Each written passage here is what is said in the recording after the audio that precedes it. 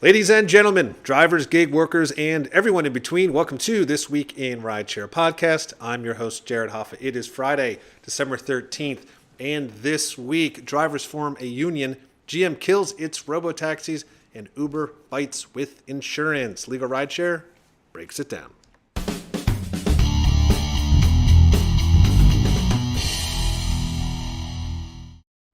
And from Legal Rideshare, I'm joined by the co-founder and lead attorney, Brian Gurney. Brian, happy Friday.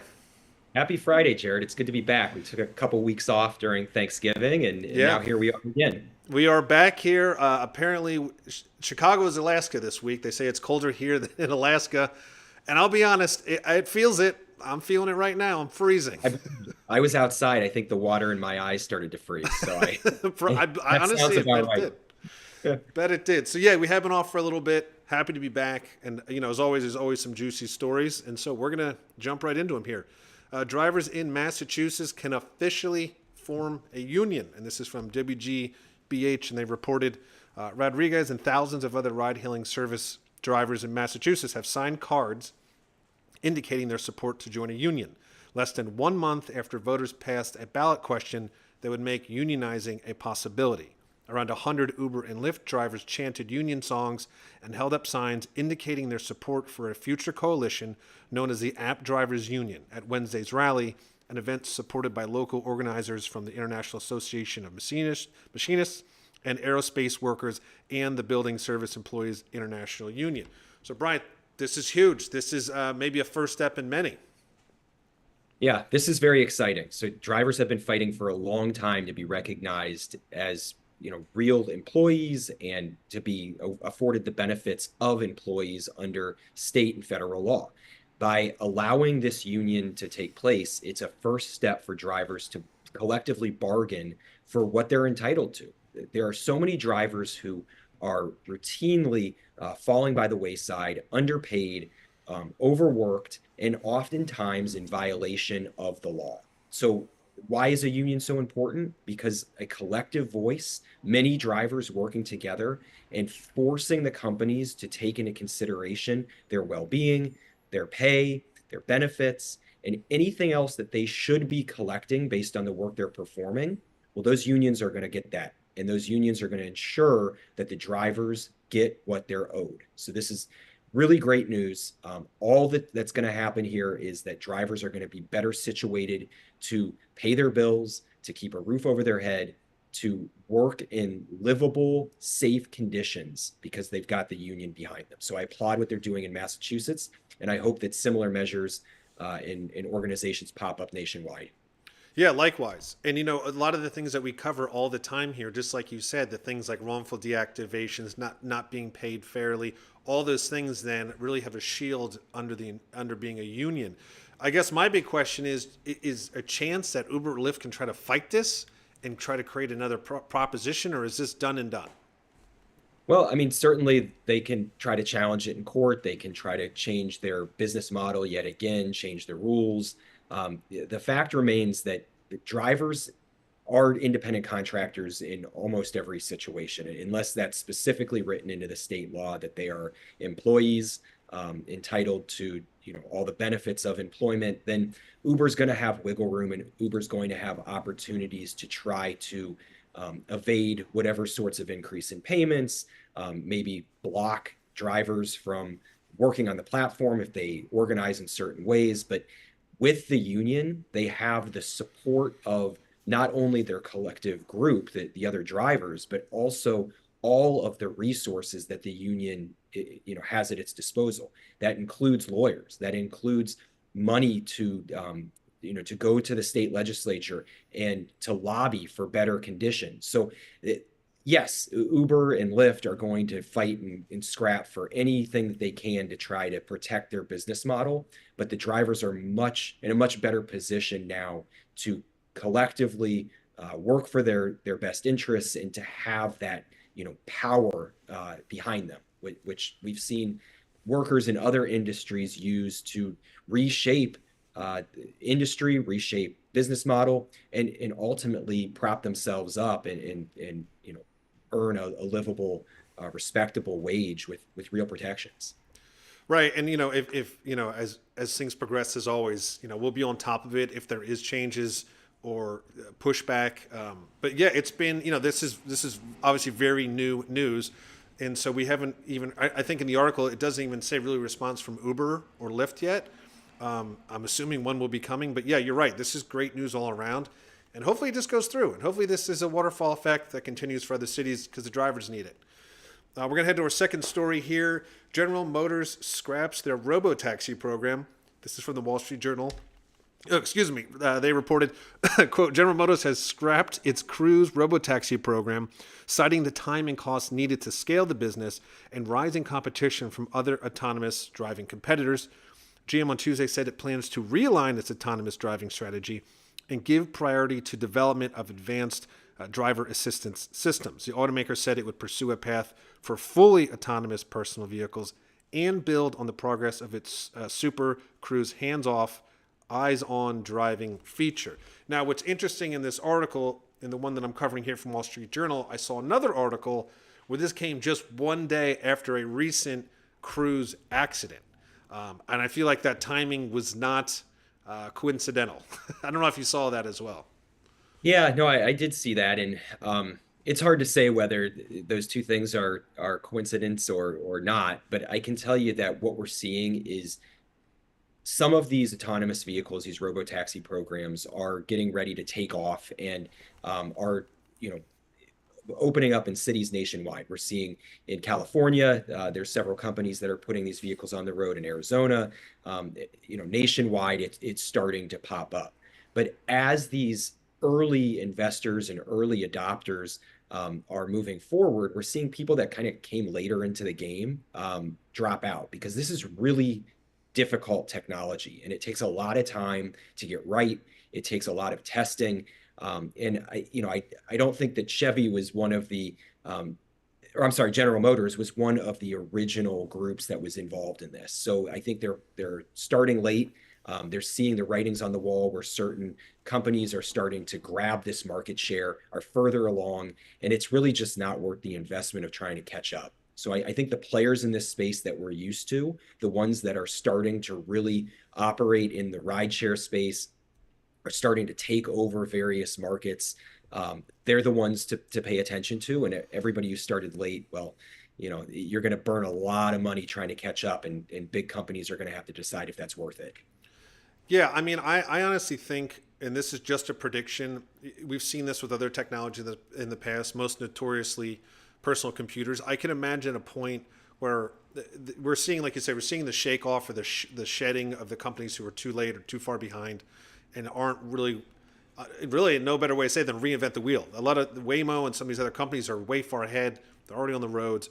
I imagine, and I wouldn't be surprised if eventually it gets to a point where you're just licensing their technology or creating a standard, whether it's an open standard or a closed standard that's just, okay, GM, if you want to have a self-driving vehicle fleet or like just one that someone can buy, it'll be, the interiors will be powered by maybe Waymo technology or Tesla's technology. That's kind of where I see this going. I don't know if you have a similar opinion on that. No, I think that's right. I think that these companies who have been investing, a decade now and billions of dollars into trying to perfect the technology, which frankly they're far from doing, but they're so far ahead that they're just going to own the market. And there might be other startups that come along that are, can take what they've done and make it better. But I don't see the companies who are behind at this point catching up. And I think that licensing probably is the way that we'll see a lot of this go. It makes a ton of sense for General Motors, for instance, to license the technology that's already in place, put it in their vehicles. From a corporate perspective, I think everybody gets rich. I think that GM trying to catch up at this point is just blowing money when there's easier ways to get into the market with companies who have spent a lot of time and resources getting further along than General Motors currently is. Yeah, absolutely agree. And I imagine that some of these smaller ones we'll see also in the news, probably dropping their programs, but we'll see. And our final story, Uber is asking New York City to change its insurance requirements. This is from Bloomberg, and they reported, quote, Uber Technologies is asking New York City's taxi regulator to reconsider proposed changes to commercial auto insurance requirements. saying they may unintentionally leave thousands of drivers in one of the country's largest markets unable to insure their vehicles. New York City officials are weighing tighter insurance rules after Bloomberg reported that the American Transit Insurance Company, which covers about 60% of the city's roughly 120,000 for-hire vehicles, is insolvent and posted more than 700 million in net losses in the second quarter. So there's a lot here to digest. Brian, we talked about this a little bit before we went live. If you could kind of explain what is happening in New York and why Uber is kind of stepping in and saying, hey, this isn't right. Yeah, so very generally, one of the most prominent insurers in New York for taxi and rideshare drivers has gone under. And with that, there's been some question as to how these drivers are going to be properly insured. New York is passing a law here, or trying to pass a law that says that a rideshare driver and a taxi driver must be insured by a solvent company, a company that has not gone under. That makes a ton of sense. However, Uber is saying that by making that rule, we're going to see that many rideshare drivers and many taxi drivers just don't have insurance, and therefore they're not going to be operating legally on the roadway, and certainly not safely, because if an accident happens, somebody needs to cover the damages. So, how this all plays out, we're going to have to see. I will tell you that there are certain times in which if an insurance company goes under, those policies that were previously written would still afford some coverage, either through the money that the insurance company has in reserves, or through state funds that would cover events that happen when an insurance company does go under. So that's all going to shake out how it shakes out, and we can't really get into the weeds on what will happen there going forward. But what I think this really highlights is just insurance generally in the rideshare industry. Drivers are routinely underinsured, and they're routinely not given the policies that they need. And when they do take out those policies, they're extremely expensive. So when we talk about insurance and rideshare, it's a huge issue that needs to be addressed nationwide and locally. I don't believe that most legislatures in state level and federal level have any idea how bad the insurance policies are that are afforded to rideshare drivers. There are times in which their vehicles are not repaired because there's gaps in the insurance. There are times when they are injured, when drivers are injured on the road, there's no recourse. There's times when their passengers are injured on the road, and there's very little money to go and compensate them for what they've lost. So I hope that this article and this expose that we're seeing on this issue facilitate some change and some discussion in terms of how are we going to ensure that this commercial entity, Uber, Lyft, taxis generally, are properly insured so that people who are injured in them or because of them have recourse. And whatever New York does to facilitate that, I just hope that they're doing it in mind of how are we going to protect the general public, including the workers, including the people who are getting in those vehicles, and the people who might be injured by them. So I'm using this opportunity to talk about insurance generally because it's a huge issue, right, and it's a big problem in rideshare. Yeah, I mean, I didn't realize it was really a house of cards, and we covered this before this article and Uber stepped in. We covered the initial announcement that they were insolvent, and it was kind of terrifying to see. Just so you had pointed out, I mean, they were showing that, look, they were using new members to try to cover previous members. So if a new member got into an accident, there was no money even there to cover them. And it begs the question: how many other insurance companies are doing this? And again, who's on the hook? It's the Uber and Lyft drivers. It's the gig workers. And I agree. It's something that absolutely needs to change. It does sound like it doesn't really sound like Uber's scapegoating out of this, correct? They might save some money, it sounds like, but for once, they're not just saying this to cry wolf, correct?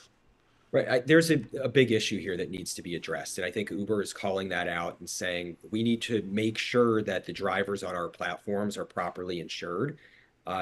Obviously, I agree with that, but I do think that Uber and Lyft and the others should be doing much more to provide comprehensive coverage for their drivers when they're operating on the platform. A lot of times, the rideshare companies are relying on the driver's personal policy or the policy that the fleet, the owner of the vehicle, has taken out. Um, if you're a big company, if you're a multi-billion-dollar company and you're putting millions of drivers on the road around the country, you need to have insurance that covers the losses that those people sustain or cause. In a lot of circumstances, Uber's insurance policies and Lyft's as well are just, they're cheap. They don't provide sufficient coverage for either property damage or injury. And they need to do better. And they're not going to do that on their own. They need to be forced to take out insurance policies with better coverage, higher policy limits. And that's going to ultimately come down to the legislatures. They're going to have to be forced to go back to the insurance that they used to have. When we started Legal Rideshare, almost every occurrence, regardless, was covered by $1 million of insurance. And it just keeps going down and down and down. And now there's situations where there's no insurance, period. So that needs to change, and Uber, Lyft, and the others need to be forced to change. Yeah, I was actually going to ask you about that. I remember thinking that they actually it was a different insurance policy even when I first started here versus what it is now. Yeah, I agree. It's a sad story, and as always, it's one of the many key components of this rideshare industry and gig industry that needs improvement. But that being said, those are the stories for this week. And before we head off into the weekend, as usual, Bryant, I'll give you the final say.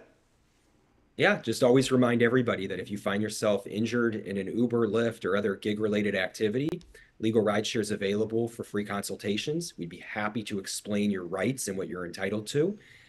We represent drivers, passengers, and victims. So it doesn't matter who you are in this space. We can help you and navigate the insurance policies, help you get things like medical bills paid, lost wages recovered, pain and suffering. Whatever damages that you sustain, we can help you put money in your pocket for. Awesome. Thank you, Bryant. And as I like to say, that is the end of this week in Rideshare. See you next week.